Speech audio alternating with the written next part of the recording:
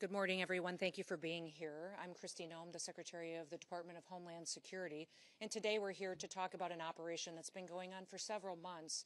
In fact, after an incident happened here in New York City that brought us to a point where we recognized that we had to work together in order to bring illegal criminal aliens to justice. Nearly 6 months ago, two criminal illegal aliens attacked an off-duty Customs and Border Protection agent and his friend while they were sitting on a rock in a park after hours enjoying the evening together. These two criminals came and attempted to rob them, and it ended up where they bravely fought back.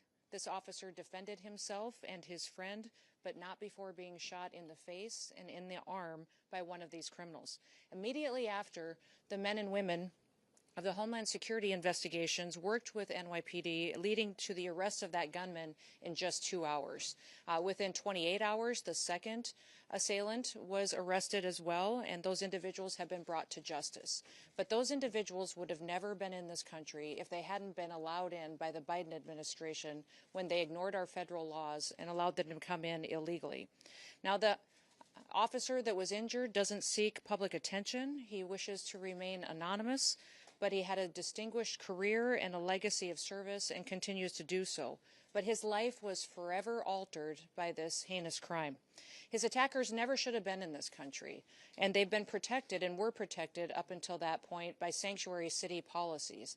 In fact, they had long criminal rap sheets and were released by the Biden administration and continued to be released by leaders in this city to perpetuate crimes against the citizens that live here.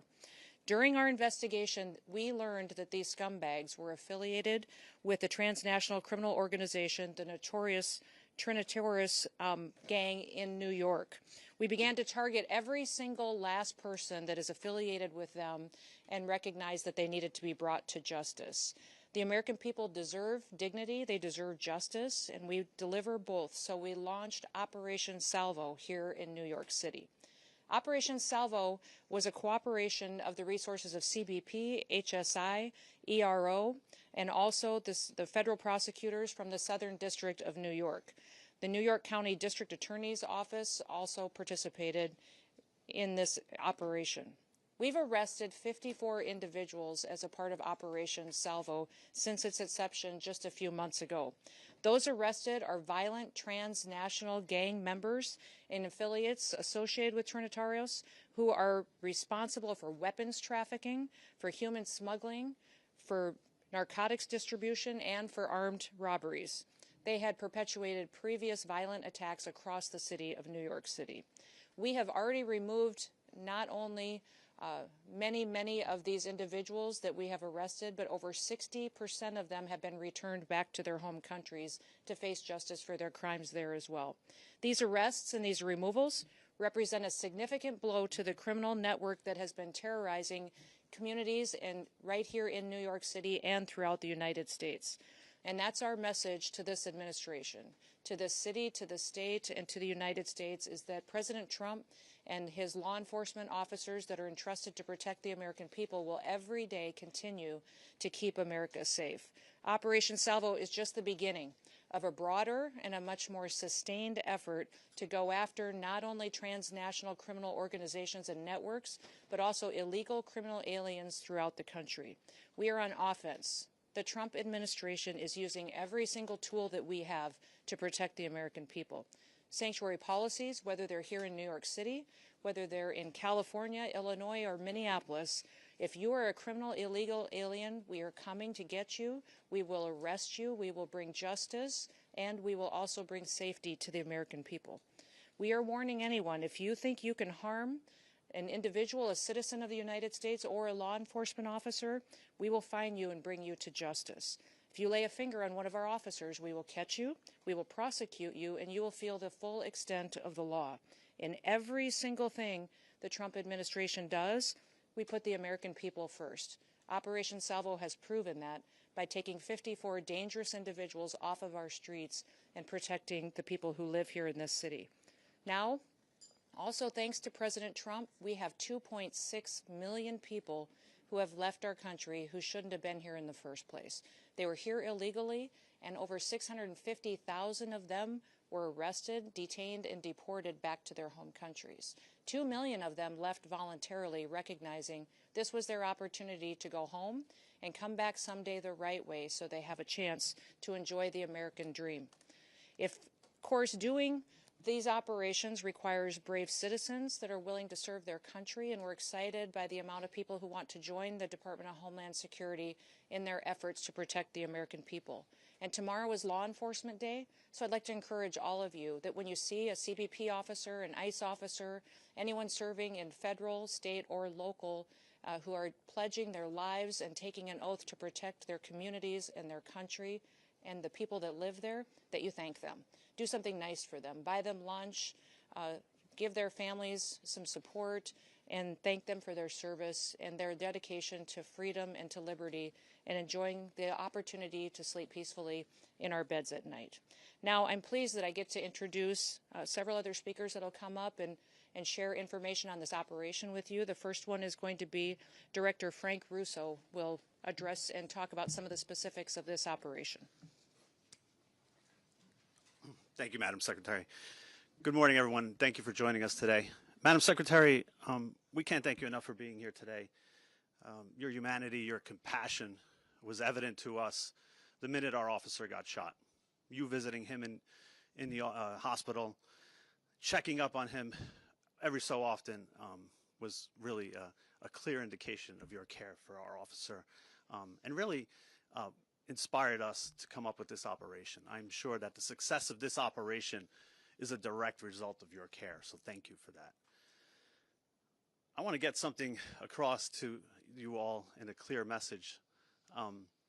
New York City is a safer city because we did not allow this attack, this vicious attack on our officer, to go unanswered and unpunished, because Operation Salvo delivered clear, real, and measured results. Now, the best thing about this operation is that it was done the way law enforcement loves to do it: quietly, discreetly, behind the scenes, often under the cover of darkness. And what that did was it allowed our officers and agents to go out there, to conduct surveillance, to do intel gathering operations, and to arrest these individuals without any interruptions and without any impact to civilians. That's the way it's supposed to be done. And that's the way we kept New York City safe. 6 months ago, our officer was enjoying a Saturday night in the park. And when he was attacked, it was an attack on all of us. And we realized we had to restore public safety and the rule of law. Our mission is clear at CBP. Our mission is to protect the homeland, safeguard the borders, and endure economic prosperity. But this mission was more narrowly focused. This mission was about protecting the citizens of New York and ridding ourselves of these horrible individuals. Now, we came up with the name Salvo because the name means a lot to us. Salvo, first and foremost, the term our officer received salvation that night. By the grace of God and because of the incredible support from the NYPD under leadership of Commissioner Tisch and her team, who was out there picking up our officer and bringing him to a hospital. So we thank the NYPD for that. Salvo also references a term of simultaneous discharge of guns in battle. And that's what happened that night to our officer. And he was so courageous in getting shot in the wrist and in the face and still firing back. He's a hero to us, and he inspires us each and every day.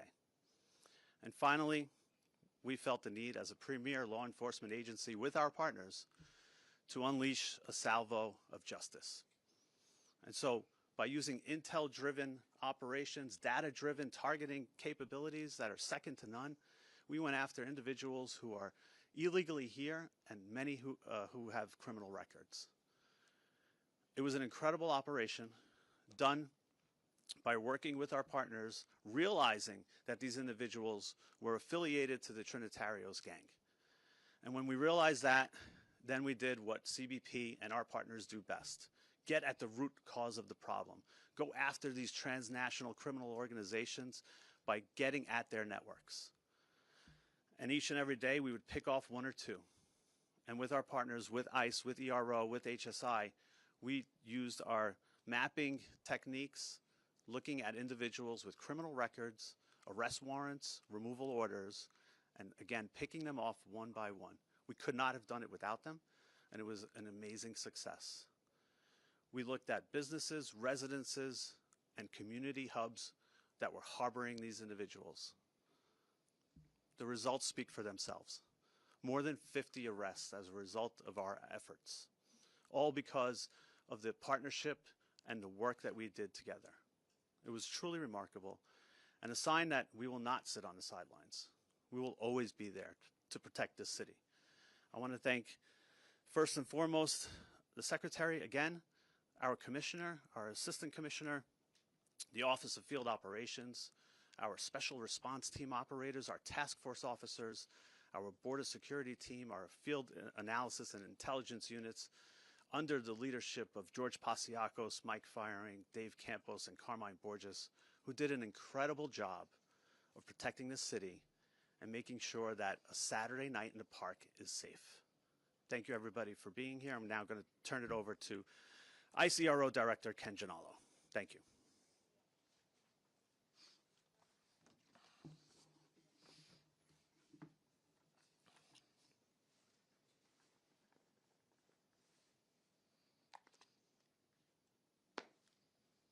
Good morning, everyone. How you doing? My name's Ken Gianallo. I am the Field Office Director for ICE Enforcement Removal Operations, New York City.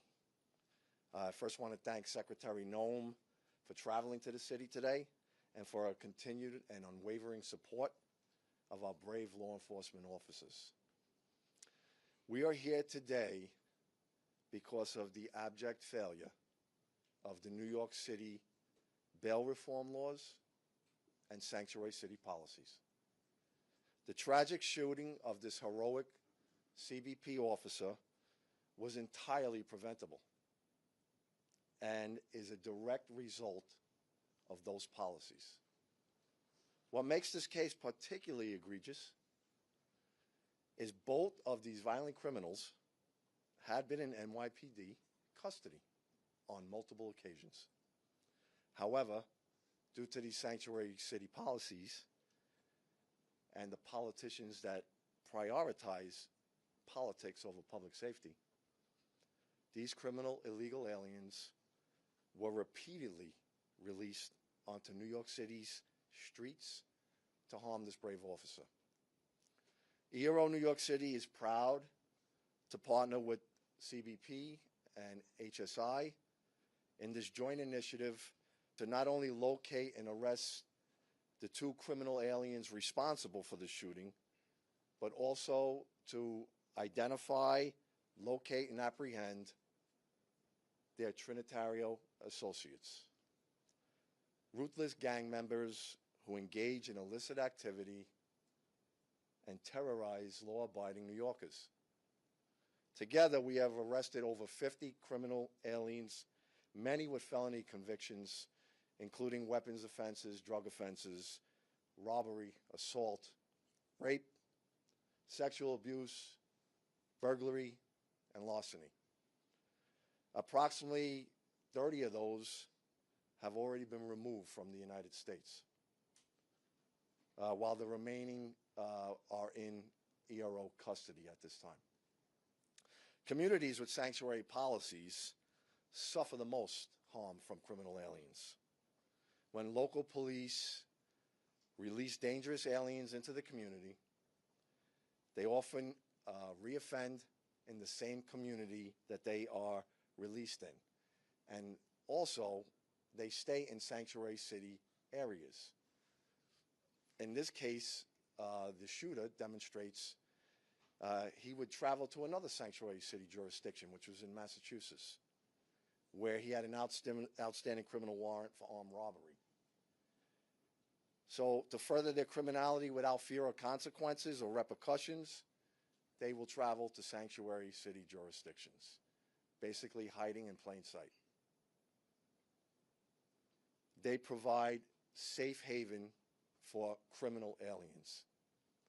The lack of cooperation is unprecedented across the law enforcement spectrum, and rather than the city's stated purpose to protect the immigrants in New York and the citizens of New York City, these misguided policies allow criminals to roam freely